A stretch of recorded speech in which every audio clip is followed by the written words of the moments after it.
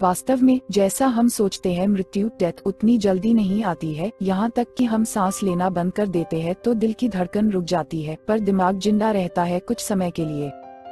Doctor कई परिस्थितियों में मृत्यु डेथ को कई प्रकार से सुनिश्चित करते हैं। इनमें से पहले पल्स देखते हैं कि हृदय ने धड़कना बंद कर दिया है या नहीं। दूसरा, सांस ली जा रही है या नहीं। पुतली एक टॉर्च द्वारा रोशनी देते हैं, ठीक वैसे ही जैसे आप एक टीवी क्राइम शो में देखते हैं जब जासूसी चलती है और मृत व्यक्ति की आंखों में टॉर्च द्वारा रोशनी देते हैं। रोशनी देने पे कोई प्रतिक्रिया नहीं करती है, यह सुनिश्चित करने के लिए कि वे चले गए हैं या नहीं। मृत्यु के बाद आपके शरीर का क्या होगा? आइए जानते हैं मृत्यु डेथ से लेके 12 घंटे तक क्या होता है।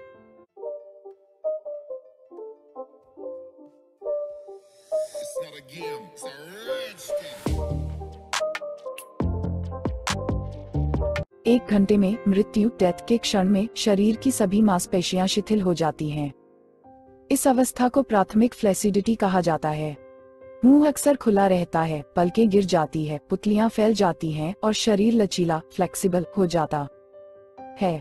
हृदय के रुकने के कुछ मिनटों के भीतर रक्त बहना बंद हो जाता है और पैलर मोटिस नामक प्रक्रिया त्वचा की सतह के नीचे की छोटी नसों से रक्त की नालियों के रूप में त्वचा का रंग हल्का कर देती है। शरीर 37 सेल्सियस के अपने सामान्य तापमान से ठंडा होने लगता है और इसके बाद पहले घंटे में 2 डिग्री सेल्सियस, प्रत्येक घंटे के बाद 1 डिग्री तक गिरना जारी रहता है। जैसे जैसे मांसपेशियां सुस्ताती हैं, मूत्र और मल भी शरीर से बाहर निकल जाते हैं। 2 से 6 घंटे में रक्त बहना बंद हो जाता है। गुरुत्वाकर्षण इसे जमीन के निकटतम शरीर के क्षेत्रों में खींचना शुरू कर देता है, एक प्रक्रिया जिसे लिवर मोटिस के रूप में जाना जाता है। लगभग 3 घंटे के बाद शरीर की कोशिकाओं के भीतर रासायनिक परिवर्तन होने लगते हैं और सभी मांसपेशियां सख्त होने लगती हैं।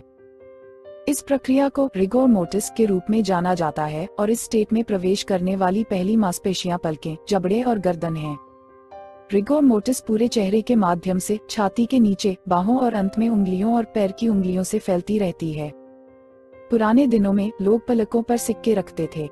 यह परंपरा शायद आंखों को बंद रखने की इच्छा से उत्पन्न हुई है, क्योंकि रिगोर मोटिस जल्द ही आंखों को प्रभावित करता है। रिगोर मोटिस का अर्थ मृत्यु के कुछ घंटों बाद शरीर के जोड़ों और मांसपेशियों में अकड़न आमतौर पर 1 से 4 दिन तक रहती है।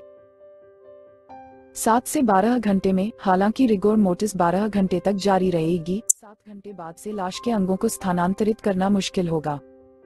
घुटने और कोहनी थोड़े लचीले होंगे और उंगलियां या पैर की उंगलियां असामान्य रूप से टेढ़ी हो सकती हैं।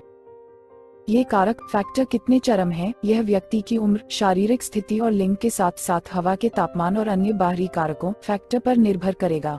12 घंटे में अधिकतम रिगोर मोटिस तक पहुंचने के बाद शरीर फिर से नर्म होना शुरू हो जाता है, क्योंकि रिगोर मोटिस की प्रक्रिया रिवर्स ऑर्डर में बंद हो जाती है, जिसमें यह उंगलियों और पैर की उंगलियों से हाथों और पैरों तक और फिर ऊपर के माध्यम से होता है, छाती और गर्दन और चेहरा। यह कोशिकाओं और आंतरिक टिश्यू के भीतर अधिक रासायनिक परिवर्तनों के कारण होता है। यह प्रक्रिया धीरे धीरे होती है और 1 से 3 दिनों तक जारी रहेगी। फिर से तापमान बाहरी स्थितियों से प्रभावित होगा।